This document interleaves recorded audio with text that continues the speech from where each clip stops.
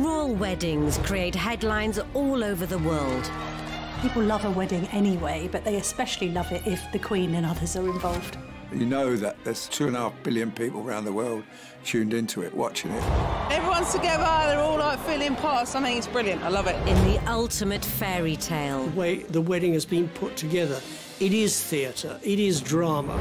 Way beyond any normal nuptials. Can you imagine the pressure to produce picture-perfect happiness? Normal weddings, you can't wear white, you can't outshine the bride, but I thought there's so much going on today that I wouldn't possibly outshine her. As royal commentators dispel the myth of the monarchy. If you're a child in the royal family and you're hoping to grow up and go to an ordinary school, you can forget it. They ended up with the King doing the conga around the staterooms of Buckingham Palace. Experts will break down key archive from crucial moments in royal history. It was a fairy tale created by the Grimm brothers. Anybody entering the royal circles needs to come with their A game. So prepare to discover what actually happens when blue blood runs red. What have you been doing in here all day? This is The Royals Revealed.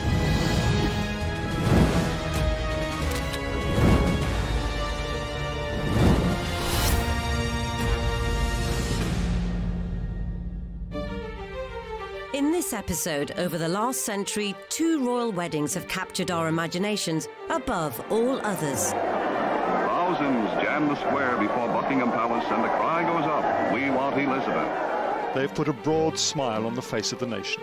You know that it's the only story in town. You know that it's an exciting day, very early start.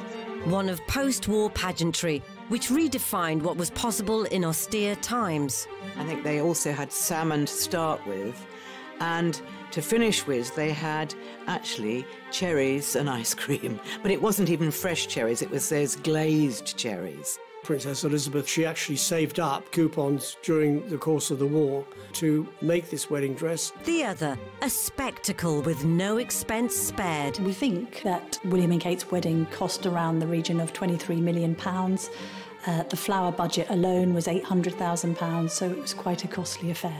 And they received many, many things, including a cinema, a racehorse, and one of my favourite presents that they got are 2 pieces of burnt toast. But whilst these 2 grand affairs may be remembered as perfect days, they had a wedding ball 2 nights before the wedding, and no expense was spared on that. It's just one of the best days of the year, best days of the century. It seems strange to think there was a time when the prospect of both marriages hung in the balance. Over 80 years previously in Italy, the makeup of the monarchy could have all changed when the young Prince Philip was just 17. Philip was in Venice in 1938 because 2 years previously they'd suffered a family tragedy when his sister had been killed in a car crash. And he was a little adrift. He'd always led a nomadic childhood, effectively being passed from pillar to post because his mother was mentally unstable and his family life was extremely broken. That is where he met Corbina Wright. And she was a very beautiful young girl. And Philip was a very handsome young man. And they had a romance. With ambitions to be a star of stage and screen, American Corbina Wright headed for London's West End. Philip took the cue to follow. They spent a very intense time together in Venice, and then in London for at least a week, where they were spotted wandering around holding hands. There was this sense that he was quite entranced by Corbina because of her beauty, but also the sense of allure she had in somebody that was going to make it, was going to be famous, was going to be somebody talked about on stage and screen. After decades of speculation, the extent of their relationship was only revealed after Corbina's passing in 2011. Corbina Wright's obituary revealed that they were much closer than any of us imagine, and that they were madly in love. And when she left to return to America, you know, Philip was almost sobbing at the thought of losing her. And he used to write her impassioned love letters. Cabina ultimately married Army Corporal Palmer Baudet, though she is said to have kept a photo of Philip close to hand for the rest of her life. Prince William had also had his dalliances before hooking up with his future bride. At one point he was linked with Emma Parker Bowles, of all people, obviously related to Camilla Parker Bowles, and equally he was linked to Alexandra Knatchbull, who's a descendant of Mountbatten, again very close relations to the royal family. But the girl who really put Kate's nose out of joint was Jecka Craig, who was a long-term girlfriend of Prince William's before Kate was on the scene, and who still maintained a friendship with William after they broke up. And there was a bit of controversy apparently at William's 21st birthday party because it seemed as if Jecka had been given pride of place alongside him and not Kate. By graduation, William and Kate were officially an item. Very soon, Kate Middleton could be one of the most famous women in the world, and yet she must try to forge a career on her own terms. The future was also far from certain for distant cousins Elizabeth and Philip, who by 1946 had begun to share each other's company at royal gatherings. I think Queen Elizabeth, the Queen Mother, was a little bit more attuned to it, and obviously noticed that her daughter, used to flush red every time Philip came into the room. But I still don't think they thought there was absolutely any possibility of a marriage. I mean, they had Elizabeth lined up to marry a member of the British aristocracy. That's what they wanted for her. Whether he was mindful of these doubts or not, Philip popped the question. He proposed to her at Balmoral, and we know nothing more. We would all love to know how he did it. Did he go on one knee? Where was it? But I don't know. Either it's lost in the mists of time, or no one is ever going to say. George VI didn't want it to be made public because Elizabeth was only 20, and 21 then was the key age. And I think George VI felt that Elizabeth needed to be 21 before all the fuss that would be made when the engagement was announced. And they said, OK, but steady on. Let's just keep this quiet for the moment. With the king setting out his stall, the budding courtship was put on hold. But their impatience to get to the altar would be nothing compared to what their grandson's betrothed had to put up with decades later.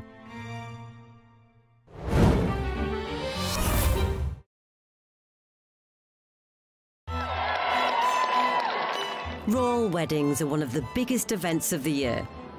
But just like for any couple who tie the knot, the path to walk down the aisle can have bumps along the way. Not least for Kate and William, and Elizabeth and Philip. The latter were now engaged unofficially, but forbidden to tell anyone, and about to be separated as the royals set sail for a South African tour. They were in a way trying to test her relationship with Prince Philip and see if it would go the distance, whether this secret engagement would stand the test of time, and whether Philip was up to the task and wasn't going to stray. But I don't think going to South Africa or any other things that Elizabeth did, I don't think they ever really dented the relationship at all. And George VI knew that. She never forgot Philip, and she wrote to him constantly. So they were in touch. They weren't exiled from each other. They were just apart from each other. I think the decision of the relationship was all Princess Elizabeth. She's the one that fell in love with Philip. She's the one that decided, this is the only man in my life, and this is the man I'm going to marry, and marry she did. Whilst Elizabeth had clearly made up her mind, 60 years later, an heir presumptive was surrounded by an air of doubt. When William and Kate broke up in 2007, I think it was largely due to William having cold feet and perhaps thinking unwisely that he should sow his royal oats rather than be tied down to somebody that he had met really relatively young at university. I've got a theory about the relationship breaking up. Catherine was being hassled unmercifully by the media wherever she went, and I think there was a planned breakup just to take the pressure off Catherine, that once the relationship had been broken, there was no longer any interest. There was interest then on who would William chase after. So the focus was away from Catherine and onto William. When it was initially reported that they had broken up, I phoned Kate and said, look, this story's broken. We need to follow it up in tomorrow's newspaper. Have you got any comment to make? And she said very politely and very calmly, look, I've never commented or spoken to the press in the past, and I'm certainly not going to start now, but thank you for your interest. And I remember finding myself saying, well, thank you. Good luck. I hope all goes well for you. Because at that point, of course, we thought that she would just be a Wikipedia entry in Prince William's life. And then a few months later, when she appeared at the concert for Diana, it was apparent that she was still very much on the scene, and that I think William had realised he'd made a gigantic error and returned to her somewhat with his tail between his legs. In July 1947, nearly a year after he proposed, Philip's engagement to Elizabeth was finally made public. The athletic Philip, whose 6'2" frame had caused many a feminine heart to flutter, had agreed to give up any claim to the Greek throne and dutifully became a British commoner. The last obstacle to their promised marriage had been overcome.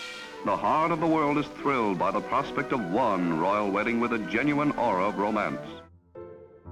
But the upbeat news reports belied some unease behind the scenes. There was still suspicion around Prince Philip as they announced their engagement because of his connections to Germans. I think a poll was carried out at the time which suggested that 40% of the British public were opposed to the marriage. There were elements in the royal family, or among the advisors, who still didn't really feel this was the best thing, simply because Philip had this sort of foreign aura. And the prospective in-laws still weren't too keen. And they thought for their daughter they could do better. They thought too, not just about their daughter's happiness, but they also thought about support for her when she eventually became queen. Was Philip the right man? Apparently the Queen Mother used to refer to Prince Philip in quite disparaging terms as the Hun, which was seemingly a joke born out of the fact that Philip's sisters were married to SS officers. And the Queen Mother never made any secret of her distrust of the Nazi regime, let's put it that way. Did Queen Mother call Philip the Hun? Well, it's one of those apocryphal stories that's grown up to become fact. And it's a bit rich, actually, Queen Elizabeth referring to Prince Philip as the Hun, because she married into a German family, because George V was, until 1917, the family name was Saxe-Coburg and Gotha. Which derives from when Queen Victoria married Prince Albert in 1842. Fortunately for William and Kate, when the prince had finally done the deed, the reaction was rather more positive. Well, you've been a couple for quite a long time.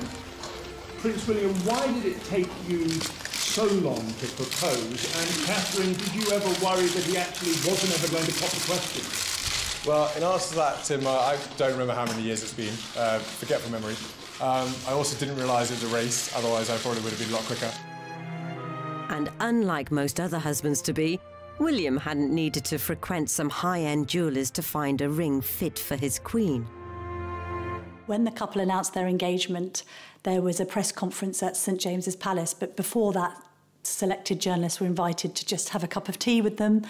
So I said, oh, can I see the engagement ring? And she showed me, and I looked at it. I thought, this looks familiar. I said, wow, that's amazing. And she said, yes, it was William's mother's, so it's very special.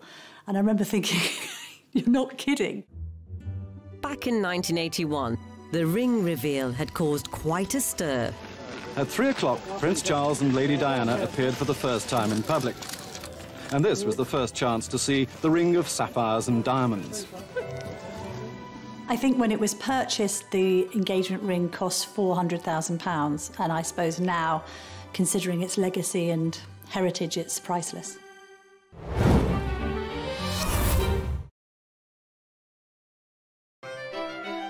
In stark contrast, the penniless Prince Philip had to think outside the box for Elizabeth's ring. When they left Greece, Prince Philip was carted off with his mother in a cardboard box to sort of wander around Europe. Philip was very, very small at the time.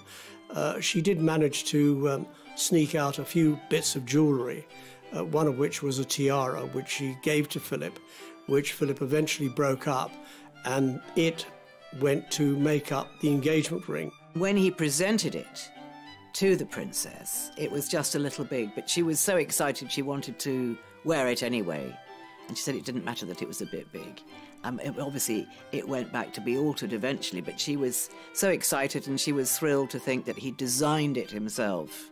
And basically, the Queen has never taken it off. And it's definitely her favourite piece of jewellery. As Diana's diamond twinkled on Kate's finger, the media started to take aim at her family. As you know, Catherine and Prince William have been going out together for quite a number of years, which is great for us because we've got to know William really well. We all think he's wonderful and we're extremely fond of him.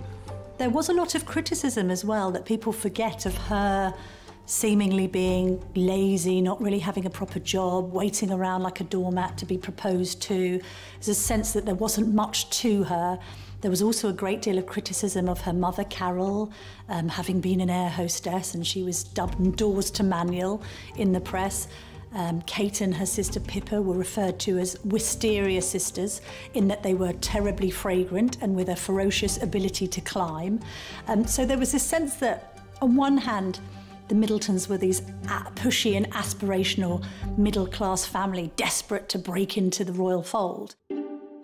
With both engagements announced, the build-ups could begin and time was of the essence. I suppose the Queen and the King were keen for her to get married because you've got to remember George VI was very ill. Princess Elizabeth was already standing in for him on certain engagements, and he probably felt secretly that he didn't have long in this life, and therefore I suppose it was necessary that she did settle down with somebody that she loved. Elizabeth and Philip also had to contend with wedding planning in a time of post-war austerity and faced particular difficulties with regards to the bridal gown. There was controversy in certain sections of the media over the wedding dress, that it seemed to have cost a lot of money. We were still in rationing, so how many coupons went to make up this rather extravagant-looking bridal gown? There's a lot of talk that people actually sent in coupons, but the royal family being the royal family, they didn't accept unsolicited gifts, and the coupons were sent back to the senders. She was sent all kinds of bolts of cloth. She was sent nylon stockings. I mean, the public really entered into the spirit of this wedding. So how did the princess afford her dress? The government were really quite generous at the time. They gave Princess Elizabeth 200 coupons, which she actually saved up. She'd also saved coupons during the course of the war to make this wedding dress and look absolutely terrific in what was a grand occasion. Of course, the dress is the talk of literally every wedding. So when it comes to the royals, that intrigue goes into overdrive. Look at that wonderful gown. And this fascination goes right the way back to Queen Victoria. Before Victoria, weddings were quiet affairs, even in the royal family. They take place at night and brides could wear any colour. Victoria and her ministers, they think this wedding is a really good way of showing how perfect and virtuous I am. So they bring in the idea of the royal wedding, and it will be all about purity and her virginity. So she will wear white and her bridesmaids will wear white. And also it'll be public in terms of driving to the wedding in the afternoon so all the crowds can see her in her open carriage. This is radical, really revolutionary in terms of royal wedding. She brought in the white wedding dress, and a lot of people at the time thought the white wedding dress was very bizarre. They thought it looked like she was wearing her nightgown or some kind of peasant outfit, and really everyone thought the white dress was really a bit odd, but it caught on. Everyone had to buy it. 141 years later, Diana's epic David Emmanuel number with a 25-foot train had been so hyped that bridal designers had stitched up a plan to create a copy in record time. Designer Mrs. Rosie Joseph took just 15 minutes to sketch the outline. Then the 24 workers rolled up their sleeves to produce an instant copy. The dress is not an exact replica. It's in polyester. Silk is too expensive. It's white, not creamy. and the train is just 12 feet long. Finally, the look-alike dress was modelled by a supposed look-alike princess. I think if you speak to the Emanuels who designed the dress and veil, it was to create a look of drama. And considering the dress was enormous and very much typical of the 1980s meringue. After weeks of speculation, Kate was ready to unveil her choice of wedding gown. The secret was about to be revealed. The first glimpse of the world's most talked about dress. Lace, V-neck, with a veil. Through the window of the car taking her to Westminster Abbey, details were at last emerging. It was only when Kate Middleton stepped from the car that the picture was complete. As both Princess Elizabeth and Kate Middleton wowed making their grand entrances, they'd each insisted on some uniquely personal touches. Interestingly as well, both the Queen and Kate insisted on doing their own wedding makeup, which shocked observers in Kate's case because obviously having a makeup artist at a celebrity wedding is the done thing. And to be fair, the Duchess was always insisted on doing her own makeup, being criticised for it, but she did her makeup how she likes it. Despite her beautiful couture dress, the Queen didn't want to have her makeup applied by somebody else because in those days makeup could be very thick and very unattractive. But the future Queen's composed look hid a last-minute panic behind the scenes. The biggest incident for the princess on her wedding day was that her tiara broke and the catch on the back of the tiara snapped. But luckily, it was whisked round the corner to Garrard & Co. in Regent Street, where they welded it together and sent it straight back to Buckingham Palace again. Phew. But if you look very carefully, the one side is slightly higher than the other side, and it served its purpose. But it has subsequently been repaired properly because the Princess Royal used it for her wedding in 1973, and more recently Princess Beatrice wore it for her wedding. On Beatrice's wedding day, it's very slightly skew-whiff, and that's because you have to be very careful with that troublesome catch at the back. So as both brides entered Westminster Abbey, it was finally time to get hitched. But that wouldn't be the only hitch along the way.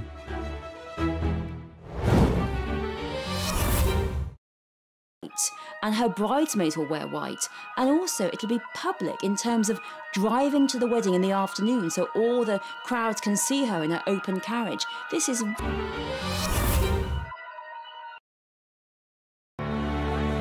As a royal wedding gets into full swing, tens of thousands of well-wishers will line the streets to try and get a taste of the matrimonial fanfare. Some will even camp out overnight to catch one momentary glimpse of majesty. We'll have a great time, won't we, Case? Yeah! Yeah! And as each bride carefully climbs the steps to her ceremony and leaves the cheering masses outside, the rare moment of intimacy at the altar hasn't always gone to plan. Diana had a bit of a problem at the altar because when Archbishop of Canterbury said to her, "Do you take this man, Charles Philip Arthur George, to be your lawful wedded husband?" Diana got the names mixed up. I, Diana Francis. Take thee, Charles Philip Arthur George. Take thee, Philip Charles Arthur George. William also struggled to get the wedding ring onto Kate's finger when they were at the front of the congregation at Westminster Abbey.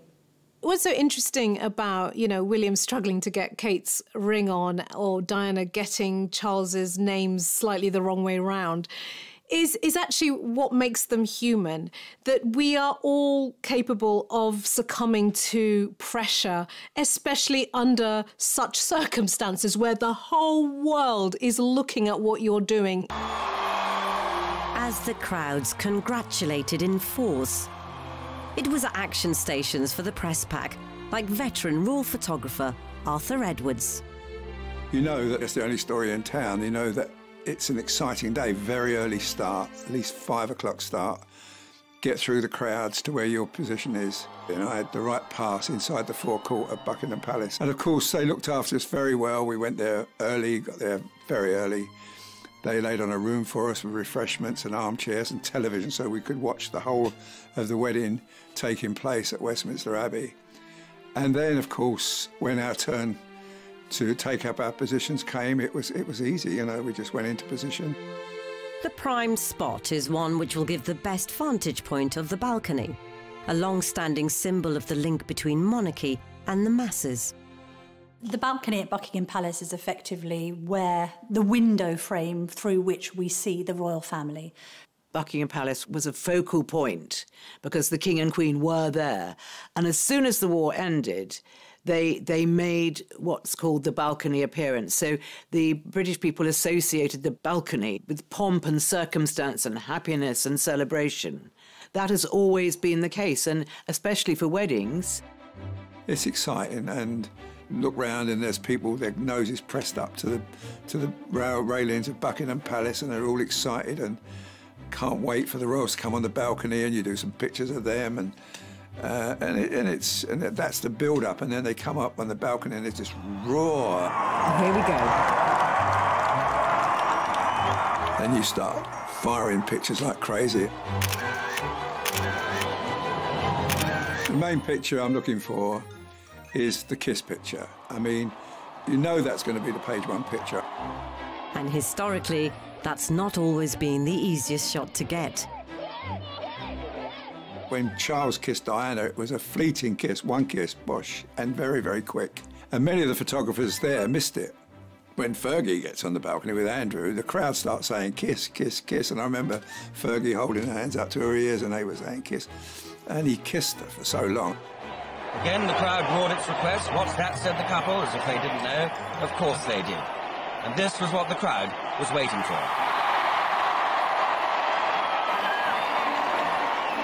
No matter how good a photographer you were, no one got a snap of Elizabeth kissing Philip. Thousands jam the square before Buckingham Palace, and the cry goes up, "We want Elizabeth." On the balcony, where kings and queens have appeared unnumbered times on great occasions, the young couple happily share the supreme day of their lives with their countrymen. The Queen and Prince Philip, when they appeared on the Buckingham Palace balcony, did not play to the crowds and decided they would not kiss publicly. So a simple wave was deemed satisfactory in 1947.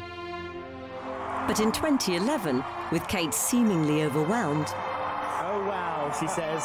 Oh, wow. would the kiss even happen?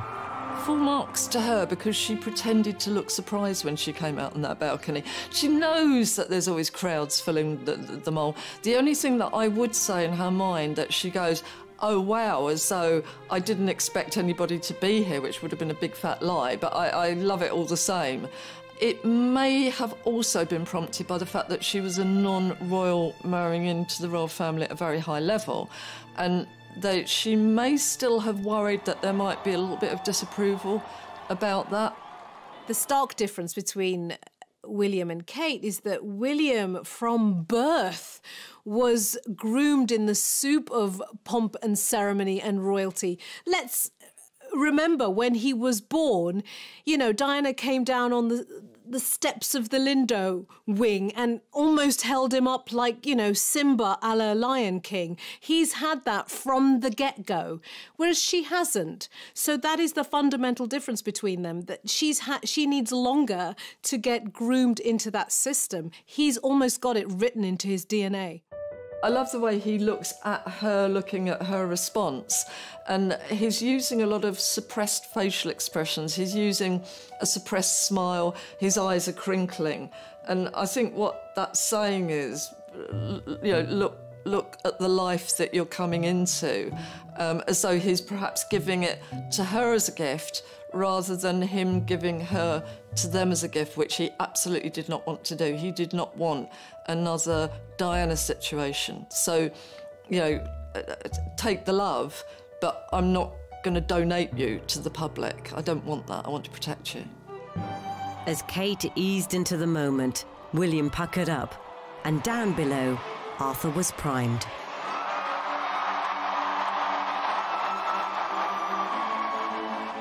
It was lovely. It was joyful to watch and joyful to be there and great to capture. And I remember sending a set of pictures to William and a set of pictures to the Queen. And I remember the Queen stopped me at a school in Windsor she was visiting. And just before she got into the car, she said, "Thank you for those pictures. Wasn't it a very nice day?" I said, "It was lovely, ma'am." And I felt on top of the world, you know. She liked the pictures. But from some angles, there was an untimely bit of inadvertent photo bombing.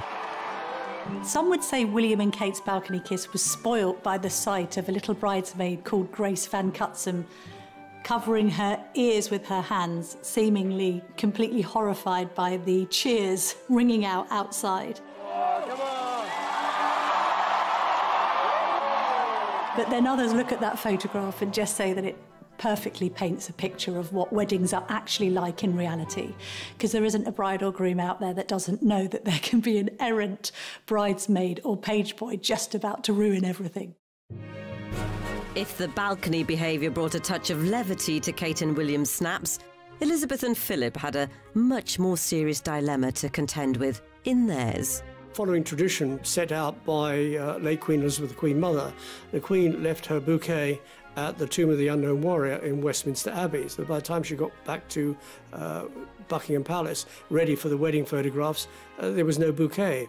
So when they came to do the official wedding photographs, if you look very carefully, you'll see that she actually isn't carrying her bouquet. So what happened was, during their honeymoon, they had to return to Buckingham Palace, put on their wedding clothes again, and Longmans made a replica of the bouquet, so there she was holding the bouquet. So it must have really irritated both of them.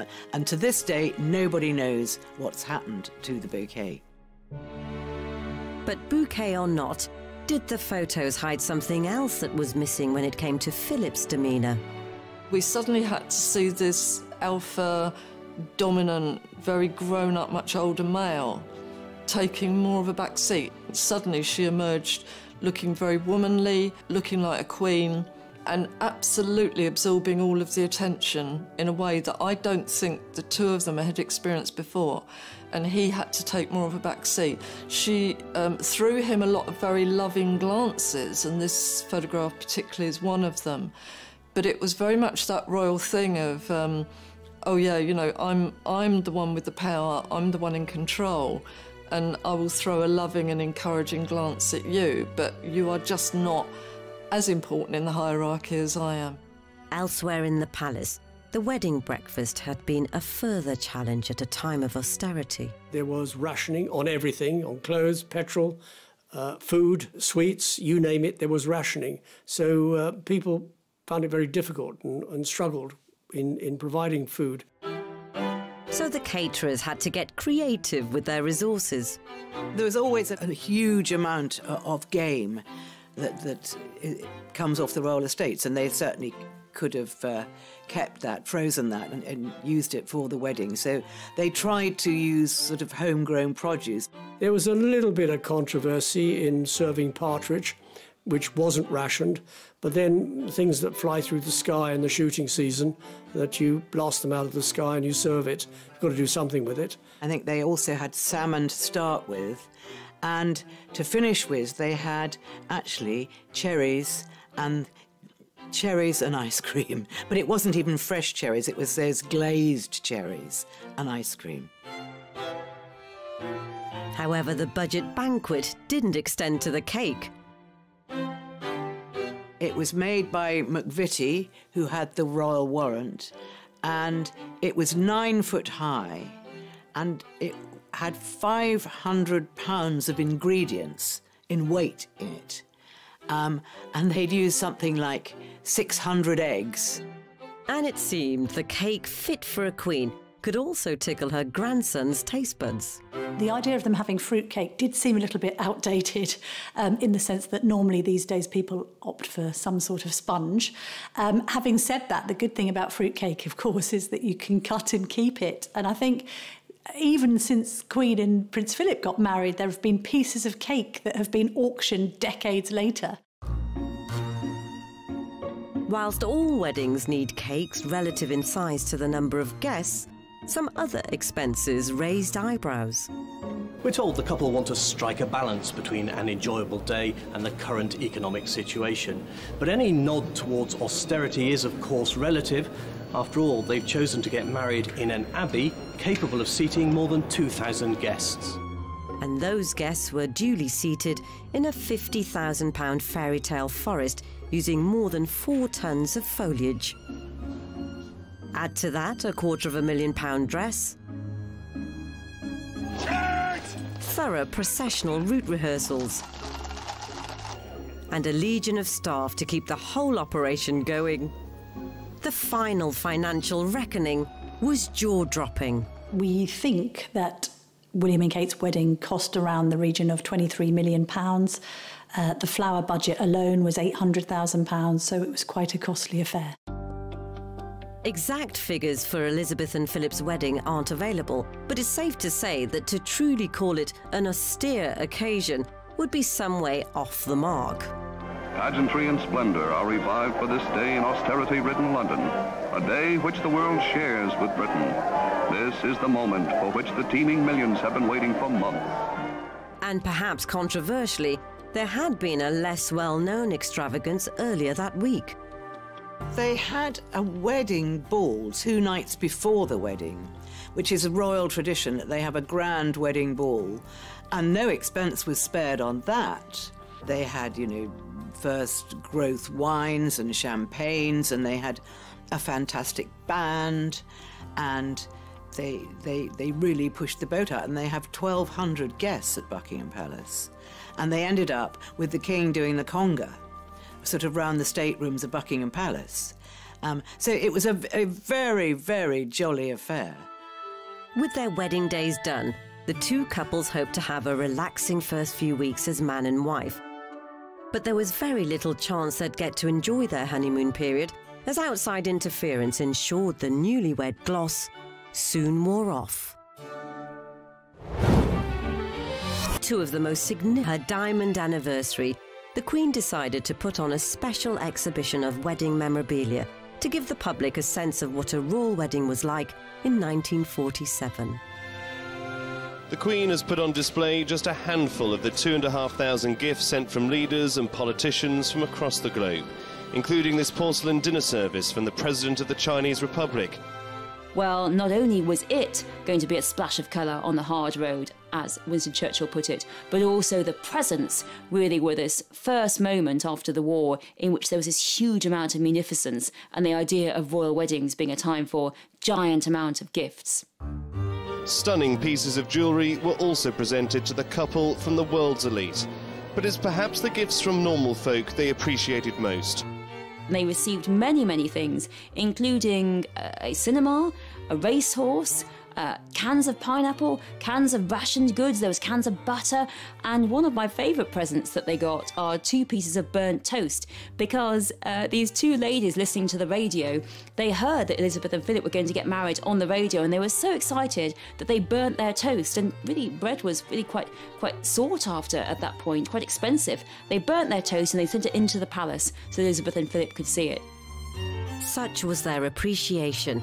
Many of the goods were re-gifted throughout a struggling post-war nation. Here's a letter that she sent handwritten to one of the recipients. It says, "Many kind friends overseas sent me gifts of food at the time of my wedding. I want to distribute it as best I can and to share my good fortune with others. I therefore ask you to accept this parcel with my very best wishes. Elizabeth." William and Kate also gave something back to society. William and Kate decided to forego traditional wedding presents. I think having lived together for a decade before they married, they had enough toasters and coffee makers and toasty makers and his and hers mugs. So instead they decided that they would ask for charitable contributions. And in the end, they raised over £1 million for good causes. Then came the honeymoons, with Elizabeth opting for a budget break, split between the home of Philip's uncle, Earl Mountbatten, and the family estate at Balmoral. I don't think Elizabeth would ever have gone abroad. I think it was always her hope to stay in England, and I think that most brides and grooms at the time had very modest honeymoons. It wasn't really a time of overseas travel. It wasn't a time of hopping on a plane and going off to Italy or going off to anywhere. A staycation might have been sufficient for a future queen in the wake of World War II. But fast forward 64 years, and there was no such scrimping for Kate and Wills, who whisked themselves off to an Indian Ocean paradise. William and Kate managed for quite some time to keep their honeymoon completely under wraps. So although we saw them the day after the wedding, because they did a photo shoot in the grounds of Buckingham Palace, they then disappeared. And it later transpired they'd gone to the Seychelles, literally to a remote island, I think with only about 10 or 11 villas there. So no prying eyes could get anywhere near it. I think that really shows the difference between a honeymoon, between travel, between notions of weddings, and really I think William and Kate's wedding, in which many, many couples across Britain and across the world went on these huge, lavish honeymoons. It shows the difference in the social change, and particularly that William and Kate, even though one day they will be king and queen of Britain, they chose not to have a British honeymoon. Yet somehow, the secret of the secluded destination leaked. There were some photographs taken, I think, by an extremely long lens of the couple strolling on the beach in their swimwear. They didn't emerge until months later, I think in Australia, a Women's Day magazine. What was interesting about it is that the British press must have been offered the shots and rejected them on the grounds that they looked like they completely invaded the couple's privacy. As they approach their 10th anniversary in 2021, Kate and William have some way to go to match the Queen and Prince Philip's 72 years. But both weddings undoubtedly gave the country a boost. While this is by some distance the biggest celebration of the royal wedding across the country, there have been thousands upon thousands of parties as the nation has taken up William and Kate's invitation to be a part of their special day. Even the priests were jumping for joy. Sheer glee. Fantastic. Can't really. No, that's something we didn't expect to see, but that is wonderful. That sums it up. Yeah. In 1947, there might not have been quite the exuberance, but it signified something to cherish following years of devastation. People after the war were looking desperately for something to celebrate. It was just a moment of happiness for everybody. That day would set Princess Elizabeth on a path to lead her nation for the decades that followed, with the constant support of her husband. Now, as the Queen looks to the future, it seems Kate has become much more than just William's wife. I think there's a sense that the Queen and Kate get on really well. They're both quite naturally shy and introverted. I think she admires Kate for the fact that, like her, she's said to not have put a foot wrong. She hasn't sought to overpower or overshadow William as he's gone about his role.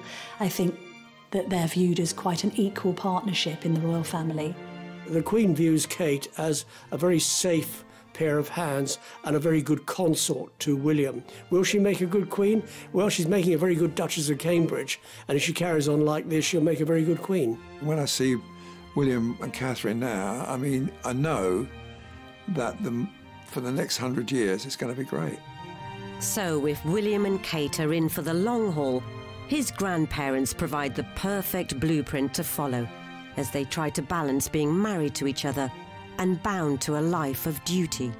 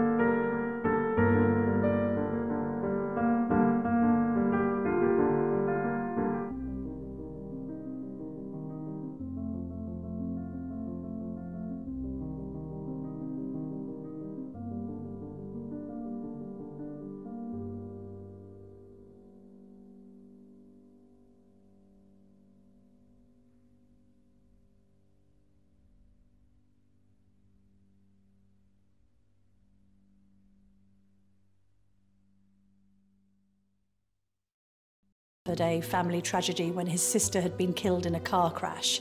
And he was a little adrift. He'd always led a nomadic childhood, affected.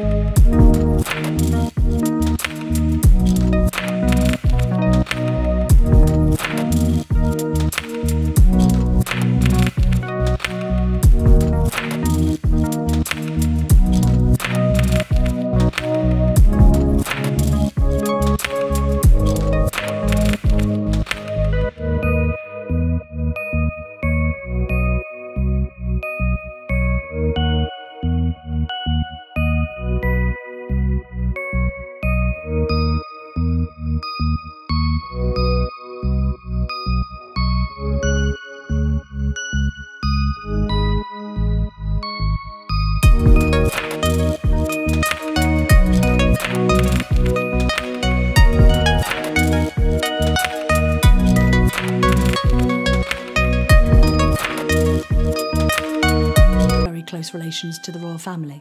But the girl who really put Kate's nose out of joint was Jecka Craig, who was a long-term girlfriend of Prince William's before Kate was on the scene, and who still maintained a friendship with William after they broke up. And there was a bit of controversy apparently at William's 21st birthday party because it seemed as if Jecka had been given pride of place alongside him and not Kate. By graduation, William and Kate were officially an item. Very soon, Kate Middleton could be one of the most famous women in the world, and yet she must try to forge a career on her own terms. The future was also far from certain for distant cousins Elizabeth and Philip, who by 1946 had begun to share each other's company at royal gatherings. I think Queen Elizabeth, the Queen Mother, was a little bit more attuned to it, and obviously noticed that her daughter, used to flush red every time Philip came into the room. But I still don't think they thought there was absolutely any possibility of a marriage. I mean, they had